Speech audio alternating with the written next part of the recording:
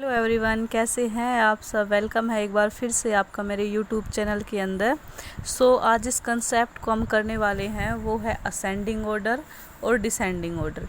आप सोच रहे होंगे असेंडिंग और डिसेंडिंग कितनी कॉमन सी बात है, लेकिन फिर भी इसमें जो मेन प्रॉब्लम है वो ये है कि हम पजल हो जाते हैं कि असेंडिंग में what we have to do in ascending order and what we have to do in descending order. Guys, हम क्या होता है ना कि कंफ्यूज हो जाते हैं कि असेंडिंग में क्या करना है, यानी कि नंबर्स को किस सीरीज़ में लगाना है और डिसेंडिंग में किस सीरीज़ में लगाना है।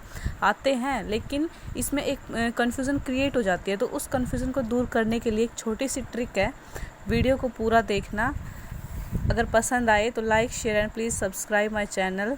देखिए, असेंडिंग ऑर्डर और किसके बारे में बात करने वाले हैं आज हम, डिसेंडिंग ऑर्डर।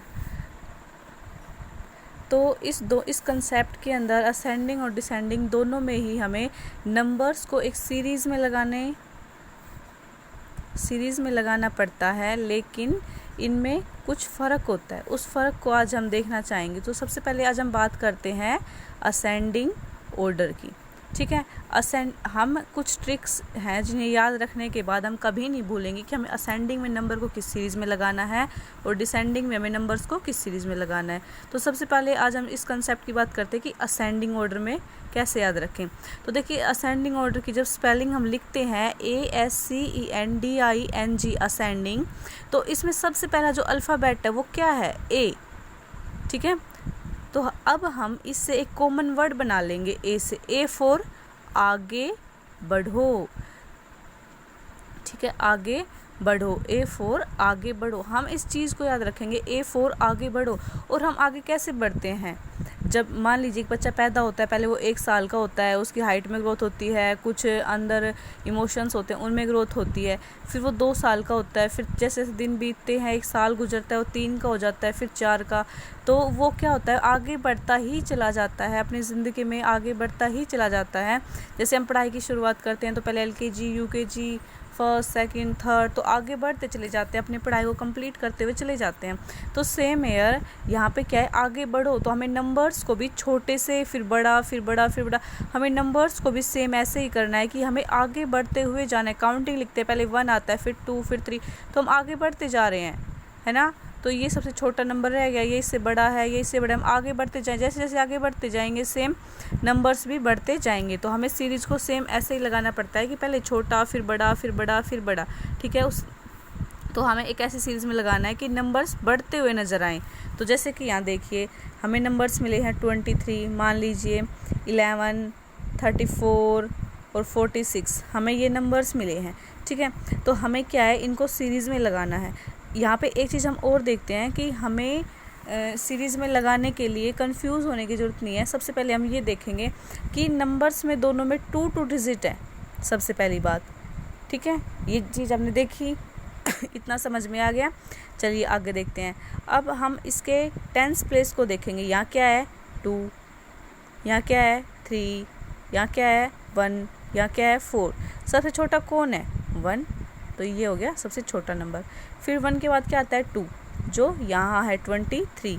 तो अब आ गया 23, 34, 46। तो ये एक सीरीज़ में लग चुका है और इस सीरीज़ को बोलते हैं असेंडिंग ऑर्डर। अब हम बात करते हैं डिसेंडिंग ऑर्डर की। तो जब हम डिसेंडिंग ऑर्डर की स्पेलिंग लिखते हैं DESCENDING डिसेंडिंग, तो हम इसके फर्स्ट अल्फ़ाबेट को उठाएंगे D फॉर डाउन, ठीक है। देखिए, वैसे होता है A फॉर एप्पल पढ़ा है हमने, D फॉर डॉग पढ़ा है, लेकिन हमें अपने कंसेप्ट को याद रखने के लिए इन वर्ड को हमने खुद बनाया है। D फॉर डाउन, डाउन मतलब नीचे जाना। तो जैसे ही हम नीचे जाते जाएंगे तो क्या होता है कि नंबर्स छोटे होते जा रहे हैं, ठीक है।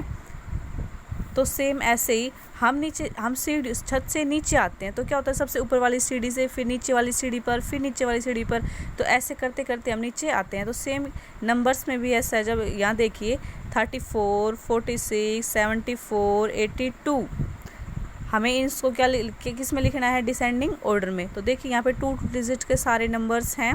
अब हम इसके टेंस प्लेस को देखते हैं। यहाँ 3, 4, 7, 8, तो सबसे छोटा कौन है, 3, ये है ना, सॉरी हमें इसमें क्या करना है, नीचे जाना है। तो सबसे पहले हमें ऊपर वाली सीढ़ी पकड़नी है। सबसे ऊपर वाला नंबर कौन सा है, बड़ा 8, तो यहाँ क्या आ गया 82।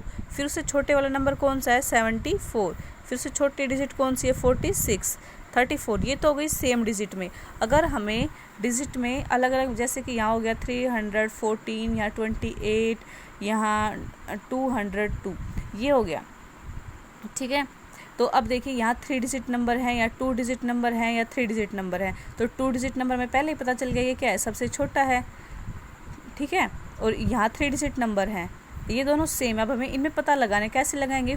सबसे पहले हम फर्स्ट डिजिट को यहाँ से देखेंगे, ये फर्स्ट, चौथी, सेकेंड, लास्ट, सॉरी इस लास्ट डिजिट को हम देखेंगे। यहाँ 3 है, यहाँ 2 है, यानी कि 2 छोटा है ना। तो इससे छोटा कौन सा होगा ये। अगर हमें डिसेंडिंग में करना है तो सबसे पहले हम क्या लिखेंगे, ये, क्योंकि सबसे बड़ा है। फिर कौन सा लिखेंगे 202 और 28। अगर हमें असेंडिंग में करना है तो सबसे पहले हम छोटा लिखेंगे, 2 डिजिट नंबर है, फिर ये, फिर ये। तो आई होप गाइज आपके लिए ये वीडियो कुछ ना कुछ तो हेल्प कहीं ना कहीं तो करेगी ही, ठीक है। तो मैं आशा करती हूँ कि आपको आज असेंडिंग और डिसेंडिंग में, वैसे तो सब कर सकते हैं, लेकिन क्या है पज़ल, इसमें एक कन्फ्यूज़न आती है कि हम पज़ल हो जाते हैं कि असेंडिंग में क्या करना है और डिसेंडिंग में क्या करना है। तो आई होप कि आपको जो, आप आज के बाद पज़ल नहीं हो पाओगे और आपकी जो कन्फ्यूज़न थी वो दूर हो गई होगी इस फर्स्ट अल्फ़ाबेट को याद करके, ठीक है। सो ओके गाइज़, फिर मिलेंगे आप सबसे एक नई वीडियो के साथ।